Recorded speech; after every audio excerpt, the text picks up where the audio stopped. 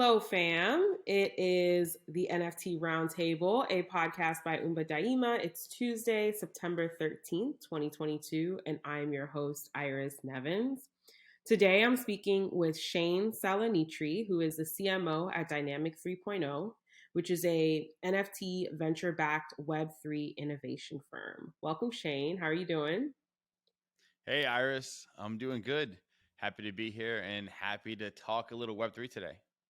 Awesome. Happy to have you. You have a great setup, so I'm excited for everyone to see it, and I'm inspired too. We're pretty casual over here, but some of my guests have been showing me up, so I might have to revamp my whole strategy. Yeah, sorry about that. I'm coming straight from our studio where we do a little bit of filming, some promotion for our projects. So, yeah, not meaning to show anyone up. This is just the setup I have right now. Yeah, no, you're good. It looks great. It'll be great on Thank video. you. All right, so let's start off with Dynamic 3.0, right? I have here NFT venture backed Web3 innovation firm. That's a mouthful, honestly. Yeah. So break that down. Yeah. So, Dynamic 3.0, like you said, I'm the CMO here. We have been in the Web3 NFT space for close to 2 years now. I got into it a little over 2 years ago, and some people that I've worked with in the past on different ventures, marketing stuff, video production stuff. That's where my background is.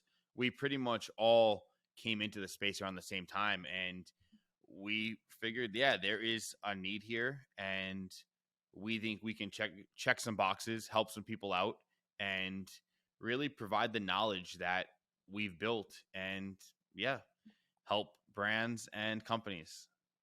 Okay, so in a nutshell, you work with brands and companies on helping them onboard into Web3 and launch Web3 projects. Can you Exactly. name some of the clients that you've worked with? Yeah, so we're working with a lot of different brands right now, some of which aren't fully public just yet. We did an NFT collection for National Geographic, and that was part of the King Tut exhibit that is going to be going on across the country. They're doing a lot of different setups there, and that's going to be a really cool show that they're really putting on.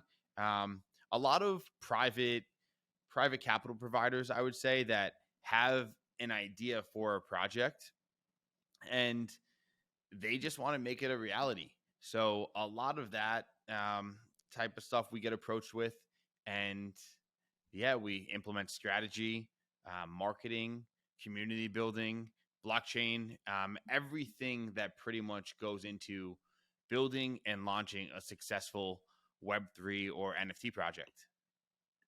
Got it. And so, one of the things that everyone is trying to figure out, right, is marketing in Web3. It seems like a lot of people are failing when it comes to marketing, and it seems to be harder and harder as time goes on to launch a successful Web3 projects, even when it comes to celebrities that have huge audiences, or brands with huge audiences. It doesn't automatically equate to success in Web3. So what is your perspective from what you've seen on the key things that people are not doing when they're launching Web3 projects? Yeah, that is a great question. And I'll go back to the beginning part. You mentioned about celebrities and just founders and people having trouble marketing Web3 projects. The celebrity aspect is really interesting here because in the beginning, when this industry was brand new, I don't want to say brand new, but really coming into the public, people were becoming aware. And if you had a celebrity attached to it, your project was going to skyrocket. It was just having that celebrity endorsement was huge. And the things that is interesting, a lot of these celebrities, if not all of them, know absolutely nothing about Web3 or the NFT projects that they were backing. And a lot of these projects ended up being rug pulls, which is insane. You have, I don't know, I don't want to throw any shade here, David Dobrik promoting a project that ends up being a rug pull. All of his fans that are putting the trust in him, he's putting his name on it. The founders that he's partnering up with are just running away and stealing millions of dollars is not right. So it's kind of got to the point where in the beginning, celebrity endorsement was a huge marketing tool. And now it is honestly frowned upon. So and sorry if I ramble on that. I just want to No, get that no, point across it's a before. great point. So some of the do's and don'ts, I would say the biggest do, and something that Dynamic 3.0 is huge on. Every project we work with, this is a big thing, is doxing. When Web3 projects first came to be, the big thing was not being doxed. And what that means is, for anyone out there listening, watching that doesn't know what being doxed is, when you're doxed, it just means that your real name, your real identity is out there to the public. And you're basically putting your stamp of approval on a project saying, my name is Shane Salonitri, and this is my project. If I can't just disappear, you know where I am, and you could essentially find me on social media and all of that stuff. In the beginning, people weren't doing that. They had these usernames, and their profile picture would just be an NFT, and that's how we got all these profile picture collections. The biggest do for me in this day and age, where we're at with the market conditions and Web3 progressing at a rapid rate, I would never be involved with a project where every single person in that team is not fully doxed. That is the number one red flag for me. If someone's not doxed, I am not diving into that project, and I'm not going in with confidence. Yeah. It's so interesting because I don't understand why someone would invest in a project where someone is not doxed, and we've seen so many of them be successful, and I guess I don't really understand the psychology of that. It's the um hype factor, the FOMO, fear of mhm. missing out. So It took over in the beginning. would you say that the founders not being doxed wasn't necessarily tied to the success of the project, but perhaps the traction they were able to build around it made it so that people didn't care that they weren't doxxed? Well, in the beginning, it was you can put anything out there and it would essentially sell out. Some people liked the fact that people weren't doxxed. I, for one, from the very beginning, was always doxxed. I was jumping in Discord channels, showing my face, going on video. I joked, I put my social security out there, putting my seed phrase, everything out there. I'm like the most doxxed person in the world. You didn't actually Um, do that though, right? I didn't actually do it. I didn't. I did like my seed phrase is like house, unicorn, banana. I like put it out there a bunch of times, but that's not really it, of course. But yeah, it was any project, regardless of the founders being doxxed or not, as long as you had a semi good website, you were going to sell out. And maybe it's bold. I think a lot of these blue chip projects, and I'll call it out right now, Bored Ape Yacht Club, if that launched in this day and age, it is not even coming close to selling out. And maybe that's a hot take. You could plaster this on social media all you want. I'll stick by it. If Bored Ape Yacht Club launches today, it doesn't sell out. Yeah. I think that's fair. I mean, timing is everything, right? Exactly. And that's probably why so many people I've seen rush selling their projects, because they felt like they were running that window of being able to launch a project and have it sell out was closing. And I do think that it is it's very hard now, and now you have to have a real offering, you have to have a real Mm-hmm. product. There needs to And be utility there. there needs to be utility, and or you have to have, even if it's not, there isn't like very explicit utility and it's just amazing art, you have to have a lot of capital and like access, relationships to invest in marketing. Yeah, exactly. And those early days, it was really all about what your roadmap was. And I feel like every single roadmap the end piece was we're going to build the game. And we've seen some of those games come out, and I'm like, what is this? Like, it's 2022 and we're basically playing Pong. Like, I don't know if you know that old school game with the bars. I'm like, Yeah, it's yeah, like a game from like the 80s. It's some of these people weren't game developers, but it was an easy thing to put in a roadmap yeah. and say, yeah, if we make $50 million, yeah, we'll make an app for you. It was easy and it got people excited, but they're not Yeah. qualified to do it. They weren't qualified to do it. I watched a ton with video production. That's my background. They said, "Oh, we'll make a TV show if we sell out." Who in the world has ever written a script on your team that is going to do this? Mm-hmm.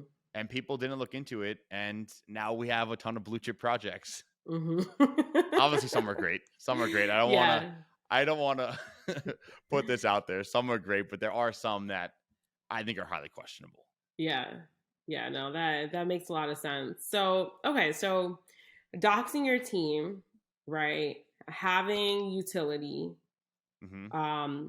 like real utility, Real not utility, fake utility. Having people on that team that are actually qualified to deliver on that utility. the credibility. Yep. Yeah. What else are like major dues? Yeah, I would say I mentioned on the roadmap a little bit. I like to see a roadmap that is realistic. And that kind of goes back to having the team and the people that are able to actually deliver on this. Of course, if you sell out a project and make all this money, you can build out whatever team you really want. But I think it is a big thing having that on your core team from the start, where if it comes down to it, obviously time might not be in the fact, it might take too long to actually do it. So you do have to hire out. But I like to see that the core team is able to actually do what they're saying on the roadmap. Mm-hmm. And yeah, so I guess a realistic roadmap would be another thing. The community and the way that everything is being communicated, whether that is in a Notion or a Medium blog, something where you have to, and that's a full-time job in itself, being able to just keep your community and the world updated on what you're doing and what your day-to-day is exactly on your project. I think Mm-hmm. that's two more things that really go into the do's. I guess the do's, not really the don'ts. If you do the opposite, it's the don'ts then. So Yeah. All right. Any other major dues? You know, what I would say, what are some of the differences between Web3, sorry, between marketing and Web3 and marketing in other spaces? And this is a really important question. mhm. I'm curious to hear your answer. Yeah, Cause yeah. it's a great question. So essentially, the differences between marketing in Web 2 and marketing in Web 3, which is, it's very different. Um, we've seen a lot of people come into the Web 3 space in the very beginning, and they tried to use those Web 2 tactics to sell projects. And it did work in the beginning. The biggest one that I'll talk about right now is paid social. So paid digital ads, things on Facebook, or now called Meta, um, Facebook, Instagram, Twitter. There are major restrictions, first of all, with being able to advertise an NFT project because the way that everything shaped up. There are ways to still do it on Twitter specifically. You have to go through an approval process. Um, it's very difficult on Twitter.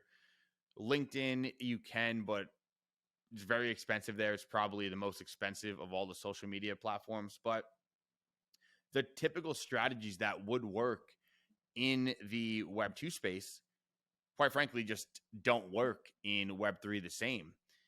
People did try to do this in the beginning, and I saw a lot of projects trying to replicate these strategies, um, building audiences, trying to get purchase data, and it just wasn't giving the same results because it comes across as spammy and scammy. There were so many rug pulls. Every project could just be right in your face and be like, yeah, we're going to do this, this, this, this. And it goes back to all the other points I brought up. You have to do your own research. So, yeah, it was a good tool to get it out there, but in the end of it, the scams just took over. Mm-hmm. I remember at one point, and I'll keep this point short. Um, Google Google advertising.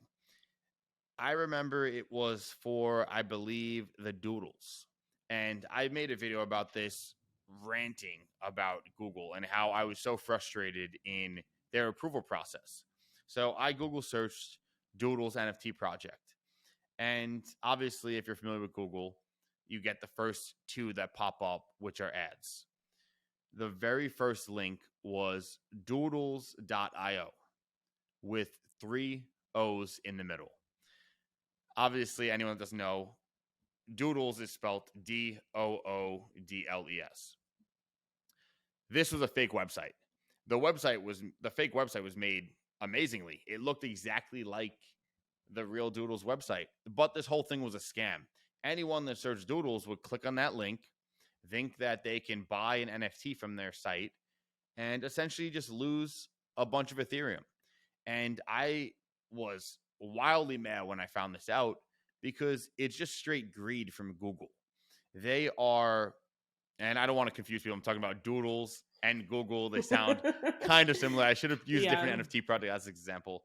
But Google is being greedy. They just want the money for every click that someone clicks on that ad. They don't care if it's a real project, a fake project, a project that's just actively trying to steal people's money. If you're paying, they'll put it up there. And that kind of faded away, but I've still seen ads on Google that are doing that. They're fake websites trying to scam people. Yeah. So that's To my be rant fair, on all that. To be fair, I doubt that Google there was even a human being I know. that saw and like verified the ad. But with Twitter, to run an NFT ad, Mm-hmm. it is highly reviewed. Mm-hmm. They have the resources to do it. I know, like, they don't want to because it just doesn't make sense. But if your keywords when you're doing it is NFT, metaverse, Web3, it should go into a second tier review process. Yeah. It shouldn't be reviewed as easy as like a barbershop or a pizzeria. It has to be a whole different thing. Yeah. That makes a lot of sense. I do know that Facebook has adjusted its process because we've run ads for our company. We do a lot of community building and events. We did community building for almost a year before we ever launched our first NFT. So we used to run ads for our events. And then in the last few months, we've noticed that Facebook has been a lot more restrictive now on what kind of ads that we can run, even if we're not selling an NFT. Just the fact that we have NFT and like the title of the event and things like that. It's the Web3 content. It's just, yeah. And then you have the people out there that, and I'm sure you deal with it. They see, and this kind of faded down as the knowledge of the general public has increased. People hear the word NFT and it is just instantly hit with criticism. They do not see the benefit and all of the great things that this technology could do for a user. Yeah. It's really fascinating to me how quickly of course people can latch on to hype, but then also how quickly people latch on to anti-hype. Yeah. And it's just, sometimes it's just like mind-boggling how much people hate this thing. I've seen artists, for example, in the Web3 space get some success, like maybe they're featured with by a big publication or something like that, and then they'll just start getting all sorts of hate on Twitter, and the intense like animosity towards it is just, it's so fascinating how people feel about this thing that's, it's literally just, it's just a tool, it's just software. I heard a great example of a band that was working their way to transition into the Web3 space. And in the interview that I heard, they talked about how they spent years upon years building this fan base. And the minute they announced that they're going to be debuting an NFT, they just lost a ton of people. And it's interesting because a lot of those people, I'm sure that they lost, they didn't even take the time to really look into what they were getting. But Mm-hmm. on the flip side of things, if that band came out and said, hey, we're going to debut this membership. If you buy our membership, you will get every concert you come to. You don't wait on any lines. The first row seating is dedicated just for you. You cut the line for all snacks. You get a free piece of merch at every concert you come to. And hey, once a year, we're going to give you 2 free tickets to a random concert. Mm-hmm. If they said that, it would be, people would be all over it. They'd Mm-hmm. like, it's a no brainer if you're a fan of a band. And then when Yeah. people say, how are you going to do that? It's NFT technology. People would jump all over it. But once you lead with that NFT factor, people just hit it with so much negative criticism. It is crazy. Yeah. Yeah, I mean, I'm sure it's going to change soon now that we have a lot more major brands like Facebook, Instagram, Twitter, even Ticketmaster just announced they're partnering with Dapper Labs for um, flow based Mm-hmm. NFTs. So I think people, now that they're seeing more so the real kind of use cases outside of art, um, I think that that sentiment is going to change, but it's definitely pretty frustrating from my end as someone that's like embedded in this world. And I'm just like, you guys have no idea what you're talking about. Yeah. But there's nothing I can do or say Even to, just arguing with people, it's not even worth it because it's going to be like a, yeah, I told you so. Like, who, there's no proof. What are we going to come back to, like these trolls on social media 5 years from now and be like, yeah, hey, look at this comment. You said this was dumb. And now this is what every single person is doing. And all infrastructure is based off of non fungible token technology. yeah. So okay, love this conversation so far. I want to jump into a few other topics. But before we do that, I do have a question Mm-hmm. around the um, around the idea of decentralization, and because you brought up rug pulls, scams, how these types of issues are have really negatively impacted the like public perception of NFTs and Web3. And so I'm wondering, what your stance is on decentralization, which, to me, like, I know there's the kind of like technical explanation of it, but I interpret it as where kind of there's no kind of central uh, uh, standard Mm-hmm. or Yeah, like power no, yeah, that's central. controlling who Yep. can do what. Um, and so what that does kind of mean is that people would be able to kind of freely do these scams and do these rug pulls, and there not be like a central authority that's responsible for catching those people, or rectifying whatever harm they've caused. It's tough because with Web3, decentralization is a major factor. But at the same time, you kind of don't hate having a little bit a little bit less decentralization so you can decrease the scams, decrease the rug pulls, all of that. It is, yeah, it that's a great question. I would say I'm probably different than most. I would pull for more centralization. Um, Not enough where we're more so in the world of Web2 again, but if we're putting it on a percentage, right now we're at 100% decentralization. I would like to see an 80-20. So 80% decentralized, 20% centralized, where we do have some layer of regulation. I think that would, I think, first of all, regulation, especially here in the United States, is coming. It's already coming in certain states. New Mm-hmm. York, where I'm located, is one of them where it's not a crypto friendly state. And so I think that's the first sign. And I think more is going to come. Um, we're going to later on this call, we'll talk about Cap3, which is the project that we're currently building. And we're preparing for regulation to come. And when it does, a lot of DAOs, a lot of projects, I feel will be forced to shut down.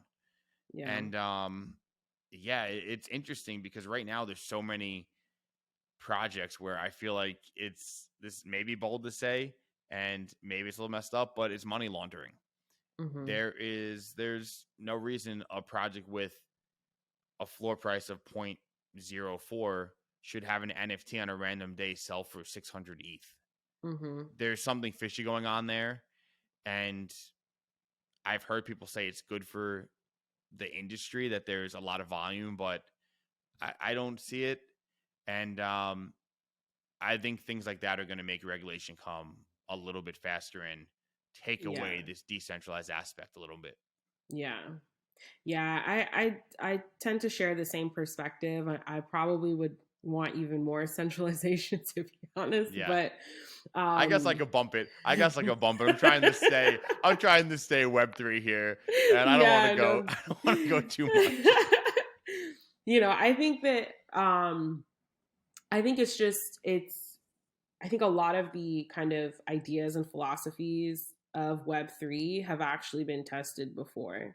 But people may not have been a part of that, so they may not have known that it had happened, right? But if you look at various movements in history, if you look at like the movement for anarchism, for example, right? If you look at co-ops, for example, co-ops are very similar to DAOs. There's a lot of very specific examples of people like testing these different ideas in history, and I think that we need to just do a lot more work at looking at what's been done in the past and then using that to kind of inform our decision making versus just thinking that everything that we've come up with is like brand new and fresh, and it's not always the case. Yeah, exactly. It's the thing that a lot of the business models are almost exactly the same to things that have been done. The thing that I would say is different is the blockchain aspect of it, and bringing in, I guess, another layer of security.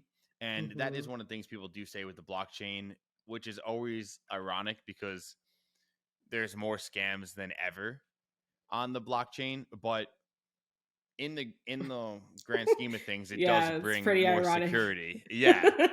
It brings more security, but at the same time, it security for the scammers. yeah. I guess exactly.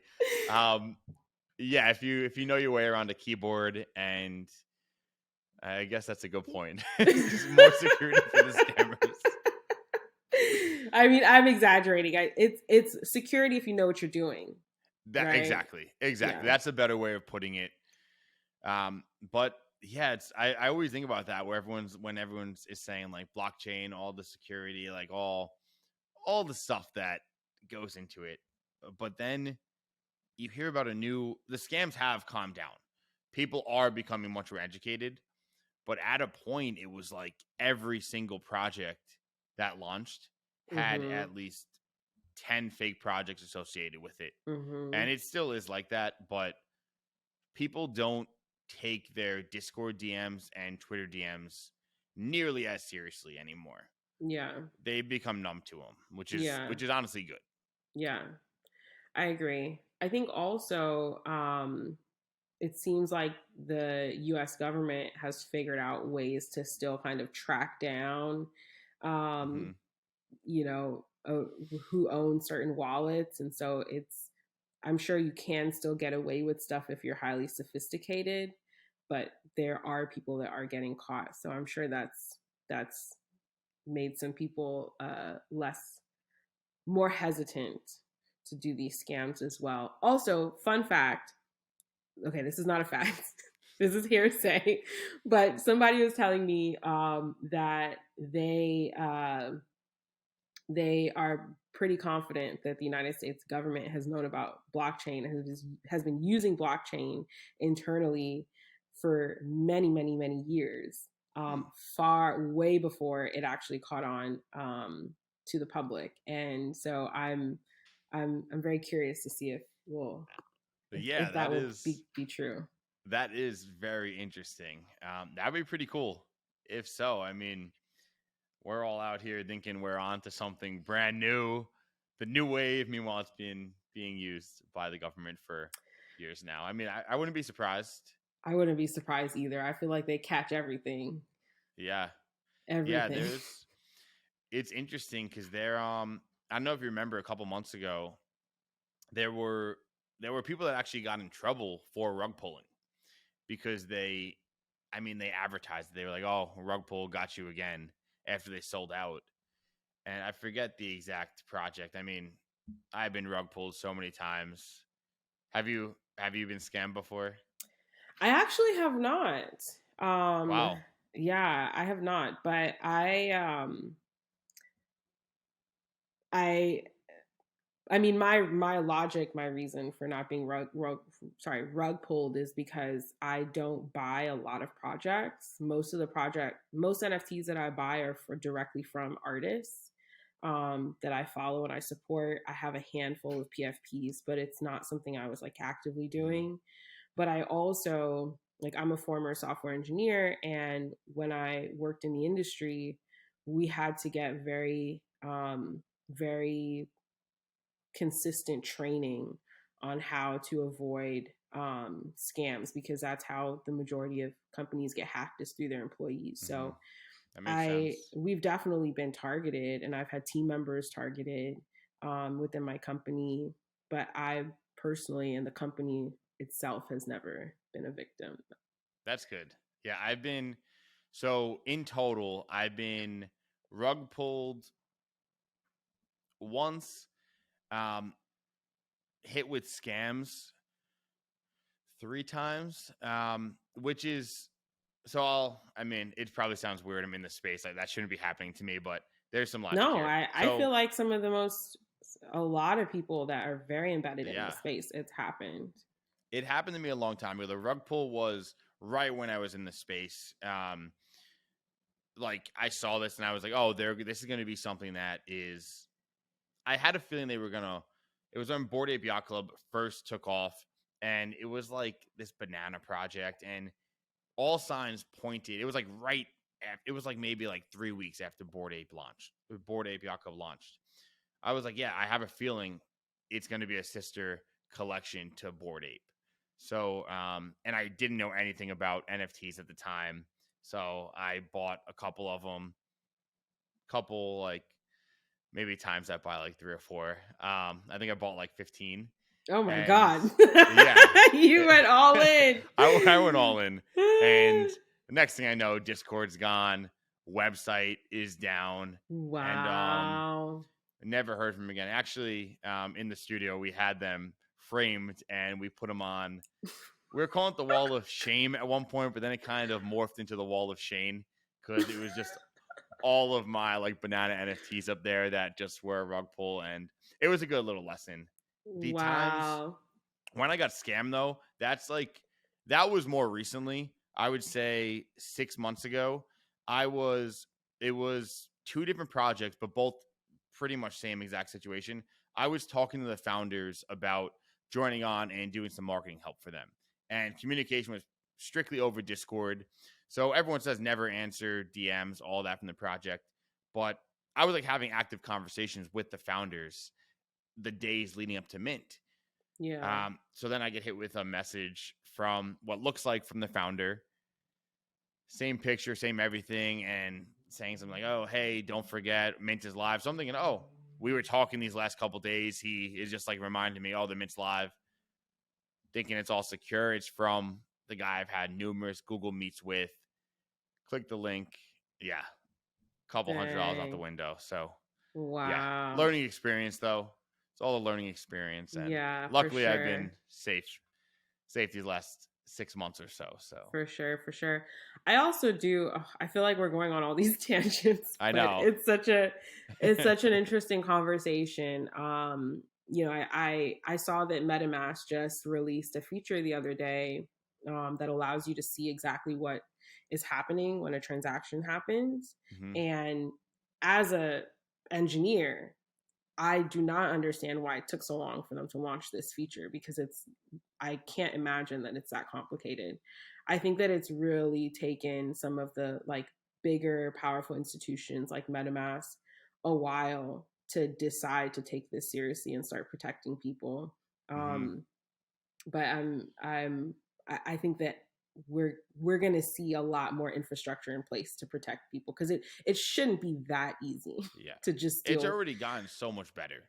Yeah. It's since, I mean, the last year, it's hands down just it's a different beast. It's so much safer out there. The education aspect is so much more.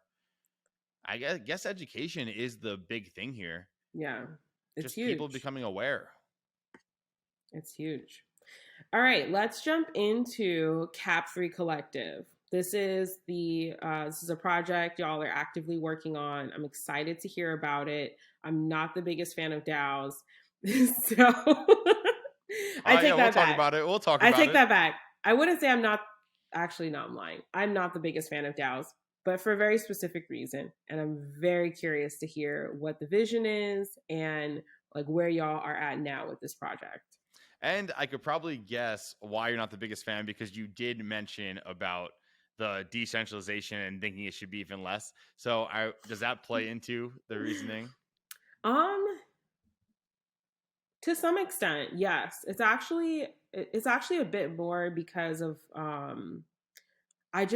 think there's a lot of legal risks, right, which Yep. we'll get into.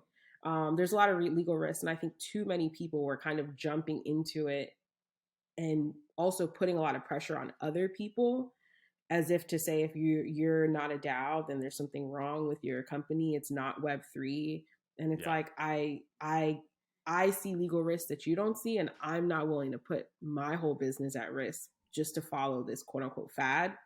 Um, and then also, I think it's really hard to run an organization that has a horizontal leadership structure. And I say this because I've tried to do it twice in the past. I was a grassroots community organizer, and I've been in organizations that have attempted that kind of structure, and it just always kind of fell apart. So, not to say it can't be done. I think it Hmm. can be done, absolutely, but it's not easy. And I'm with you. The horizontal leadership structure, not many people talk about that. And that I'm happy that you said that. But because I'm kind of the same way with that. But let's go into it. I'll break down Cap 3. So right now, I mean, we talked about the studio in the beginning. I'm in the Cap 3 studio right now. I don't know if you Nice. could, it might be a little blurry Yeah, I behind can me. see it behind you. So Cap 3 Collective, you already mentioned that we are a DAO. That's something I don't normally start off with, but Cap 3 is a DAO. And basically, the main goal of Cap 3 is to provide funding for artists, founders, and creators in the space, something that hasn't been easily accessible. We really want to make it so that artists and founders and creators can have a vision and bring it to life. And we're working to build an avenue so that is realistic. So Hmm. let me explain how it's going to work. So we have 9,000 total memberships available. We have it broken up into two different. We have Genesis memberships and subscription pass memberships. I'll get into that in a little bit, but we'll just stay broad right now. So essentially, anyone can submit to Cap3. You go to the website, you click submit your project. There's a couple different areas you have to enter. What your project name is. You have to be fully doxed. We talked about it earlier. That's like Hmm. a major thing. No one can submit a project without being doxed. What your price is, how many pieces are in the collection, and a rough overview of the project. Then you can also upload your pitch deck, your financial revenue budget, your projections, everything that goes into if you're, let's say, stepping into the Shark Tank and you're about to pitch to Mark Cuban. Mm-hmm. The more info, the better. Now, on a monthly basis, at the beginning of the month, let's say right now we have 60, I want to say 64 project submissions. Mm-hmm. Let's say October 1st comes around, those 64 projects will now be presented to every member of the DAO. Now, for the next 30 days, every DAO member gets one vote. Whatever project has the most votes, whatever two projects have the most votes at the end of the month, will receive $100,000 of funding. Mm-hmm. At the first of the month, the other key thing is we have a roster of VC venture capital providers that specialize in the Web3 space. So we have the roster built out already. On the first of the month, when all the projects are presented to the DAO members, at the same time, these projects will also be presented to all of our traditional VC partners. Voting is open, but it's also open for any of the traditional VCs to come in and say, hey, we really love your project. We want to offer you $1 million of funding. They could do that. That's fully open. If you are one of the projects that wins the monthly vote and you receive that $100,000, you give up zero equity to Cap3. The way that the DAO members benefit is they get a guaranteed allow list spot. It's a discounted allow list. So you get a discount if you decide to purchase it. And Mm-hmm. you get a revenue share from that funded project's initial mint. So that's the big factor here. Okay. So a But again, percent you're of not giving primary up. sales. Yeah, it's initial mint revenue share, and then there is a small percentage of the secondary market revenue share. Okay. There's obviously other things that go into this which make you qualify to receive that, and we can go into that when we talk about the memberships perhaps. But the big thing is the path to receive funding. So let's Mm-hmm. say you do have a project, you can either get it through being the top voted project for the month, or one of the VCs that's also being presented to your project coming to you and saying, hey, I want to invest. Mm-hmm. Okay. I like it. Does I that make like sense? it. I know I talk a little fast. I No, might no, have rambled no. a bunch. No, that was very clear. It's essentially a way for it's a way for people to invest in NFT collections and projects that they believe in, that they like, and then even though they're not getting equity in the company behind the project, they are going to be able to get an allow list spot, a discount on the NFT, and a percent of the revenue on Mm-hmm. primary and potentially secondary. Exactly. And then I know what you're probably thinking right now is, how does the legal aspect play into this? Because Mm-hmm. when we say revenue share, we're talking about regulation, all of that coming.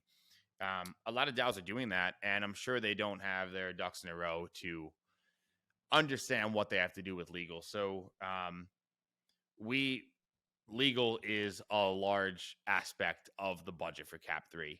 Mm-hmm. Um, a thing that does make Cap3 different is everything is built out. A lot of projects, they say, okay, here's our roadmap. We're going to mint out, and then we'll build out everything at that point. Cap3 is completely different. It is fully built out. There was a pretty large budget that went into Cap3 to basically make sure once our memberships sell out, we are ready to go right away. The projects will be voted on, and the month starts for funding. Mm-hmm. So everything is ready, and a large at this point, over, I mean, the legal fees have far surpassed the blockchain aspect of it, which is something we weren't quite expecting when we started this, but we do not want to leave any stone unturned, to the point where every single tweet we put out, we give it a little run past legal just to make sure everything is good, which kind of gets a little tough. And Wow. if you ever worked with a lawyer before, very pricey. But Yeah. we want to make sure there is nothing out there that can hurt Cap3 or make it where this is not going to be around for the long haul. So how does Cap 3 make money? Yeah, exactly. So the community treasury, it's all broken up into seasons. So each season is going to be $1 million worth of funding. 10 projects will be funded, $100,000 each. And that's where I went into. It's 2 projects per month. So one season lasts 5 months. Mm-hmm. It's a subscription model. So the Genesis passes, when you mint one of those, you never have to renew.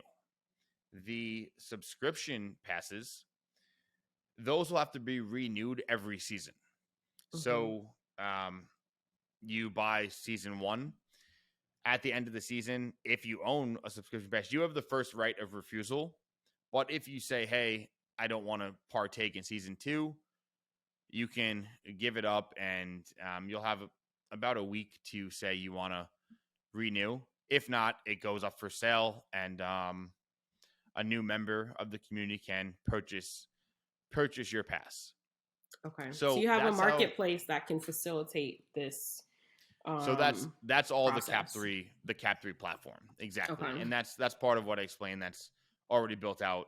So yeah, pretty much that's how the community treasury will be built. The way that Cap 3 as a company actually uh, makes money is every project that gets funded, there will be a portion of that revenue share that then also goes to Cap 3. And Mm-hmm. that will be how the company makes money to basically fund what it needs to succeed. And Mm-hmm. the big thing that is the team at Cap 3 that will be working with all of these funded projects. Once a Mm-hmm. project gets funded, the Cap 3 team basically provides the oversight, the resources, and the strategy to make sure that project succeeds. So that percentage is how that Cap 3 gets. That will pay for that team. And how much are the NFTs? Sorry. Yeah. How much are the memberships going to be?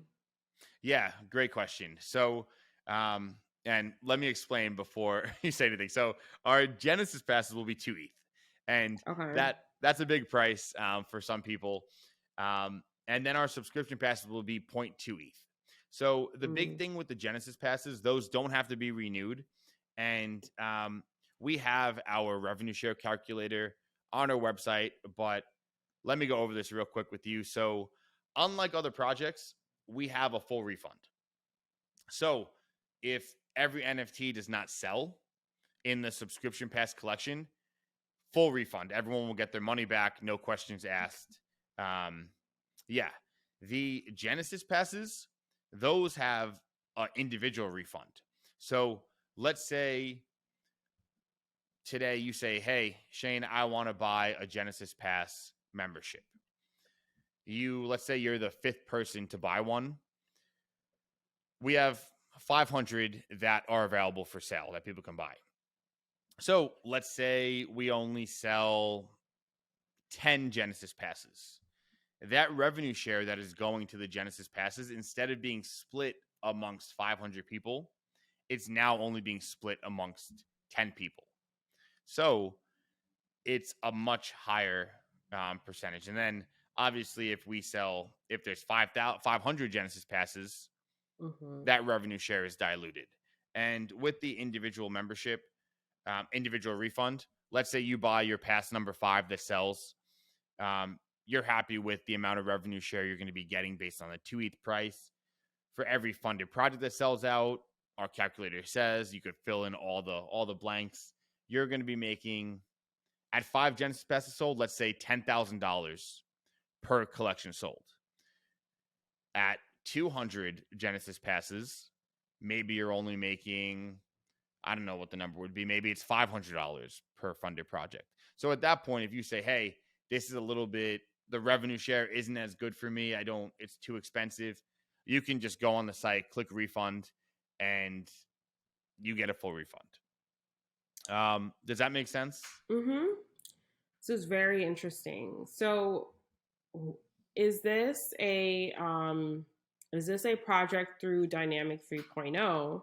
And since you explained that Dynamic 3.0 helps people, brands, etc., like launch projects in Web3. So is this a project you're working on for a client, or is this a project that you and Dynamic 3.0 came up with on your own? Yeah, great question. So this is a project that we're working on for a client, but we partnered up at this point. So You seem pretty invested.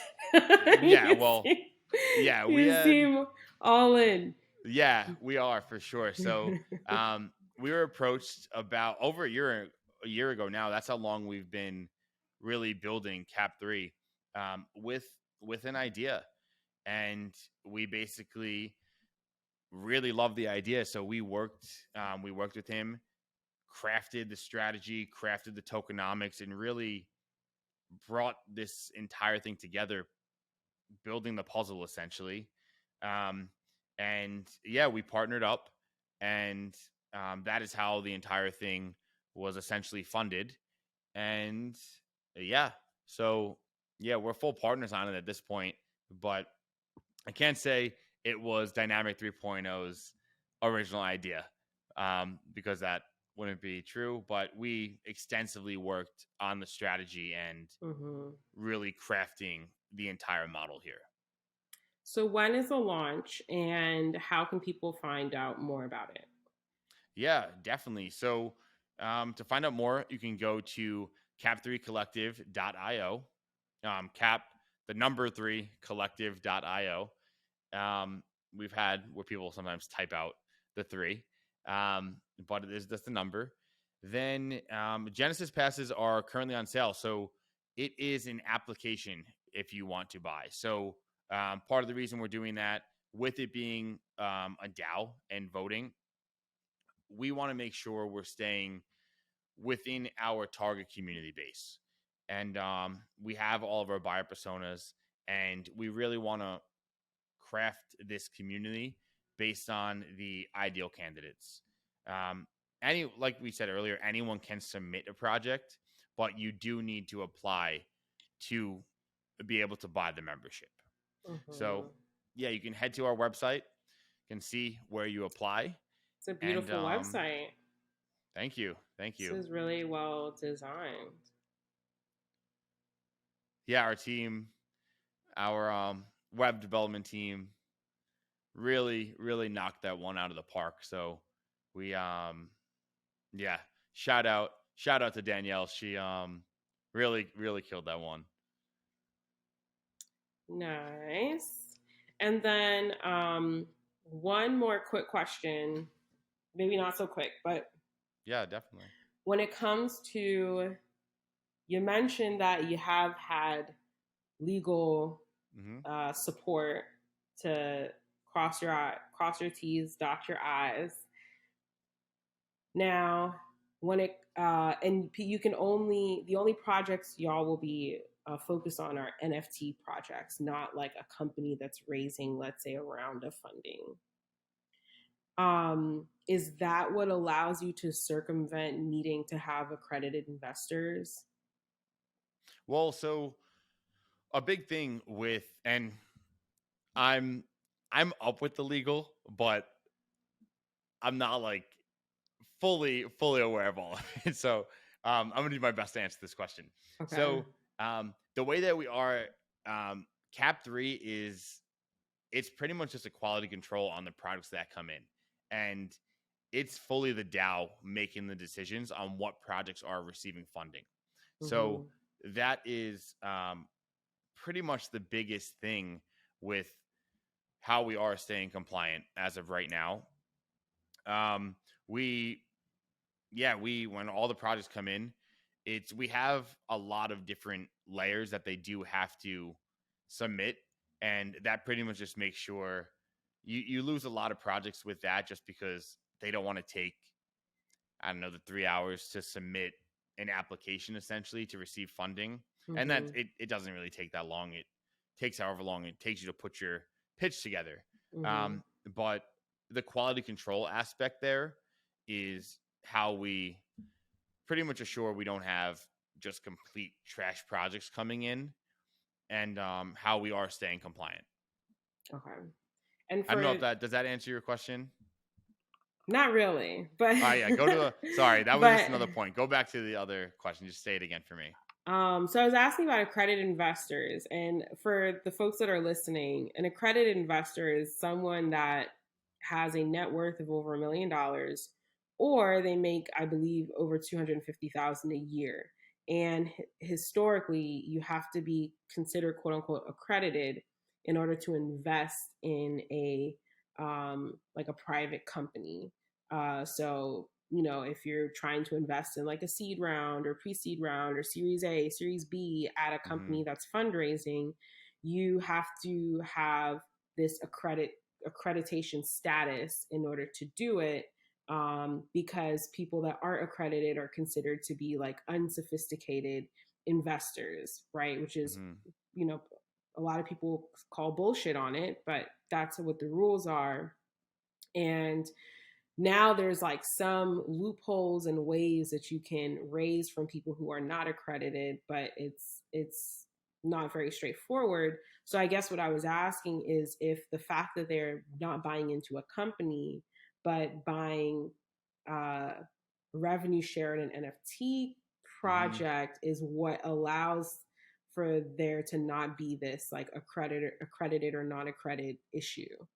Yeah, and it's the reason is because we aren't taking any equity. If Mm-hmm. we were taking equity, then you're 100% right. Everyone would have to be an accredited investor essentially, because there is no equity being taken and all decisions are made by the DAO. Mm-hmm. That is kind of how we're staying compliant there. Obviously, of course, once regulation comes, right now there's no KYC. Um, Mm-hmm. that will be a thing that we will be implementing, depending on regulation and all of that.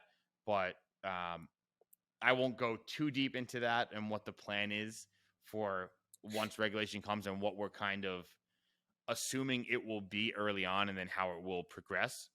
But we do have a plan in place, and the KYC is something that is worked into that, Mm-hmm. um, to keep things rolling. But yeah, the plan's in place for the long term. And but yeah, the accredited investor, that's the main thing, is the equity aspect. Okay. Cool. Well, this was a great call. It went longer than usual, which means we had Yeah. really good conversation. Yeah, it Thank was a you. good conversation for sure. Yeah, no, it was great. Thanks for listening to all my rants on decentralization and DAOs. Once again, thank you everybody for listening. This is the NFT Roundtable podcast. I'm speaking with Shane Salanitri, who's the CMO at Dynamic 3.0. They are a Web3 innovation firm, and they are launching a project called Cap3 Collective. Definitely check out the website, cap3collective.io. And Shane, how can folks find you if they want to get in touch? Yeah, for sure. You can follow us on Twitter at Cap3Collective.